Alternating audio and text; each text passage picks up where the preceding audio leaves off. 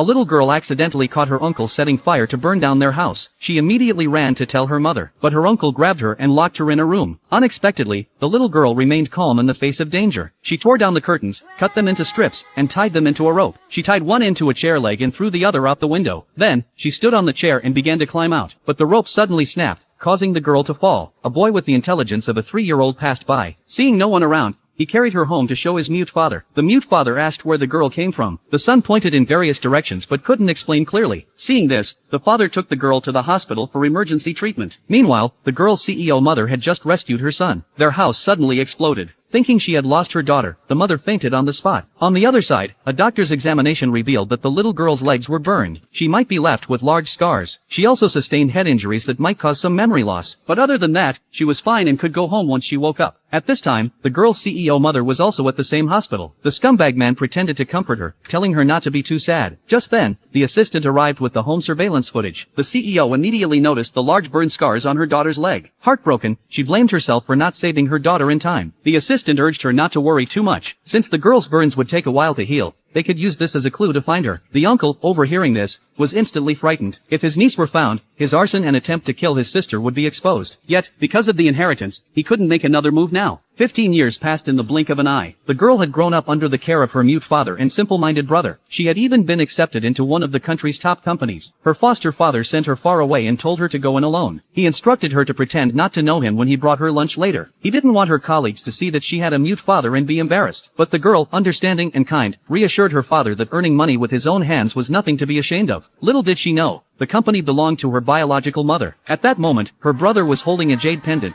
thinking about his lost sister. Unexpectedly, when the girl arrived at the company, her colleagues mocked her for wearing a skirt over pants. Nervously, the girl accidentally bumped into the rich second-generation young master, her brother. The jade pendant fell and broke into 2 pieces. The rich young master didn't realize the girl in front of him was his sister and became furious. He blamed her for breaking the pendant that was identical to his sister's. The company employees sided with the rich young master. They said the girl's outfit damaged the company's image. One particularly mean employee even suggested pulling down the girl's pants. Fortunately, the uncle's son arrived. He was much kinder than his evil father, but the rich young master looked down on his cousin. He believed that without his mother, the cousin wouldn't have anything. The rich young master ordered the girl to take off her pants as the general manager of his company. The girl had no choice but to remove her own pants. Her large burned scars from the fire were revealed. However, the rich young master didn't know that his sister had scars on her leg.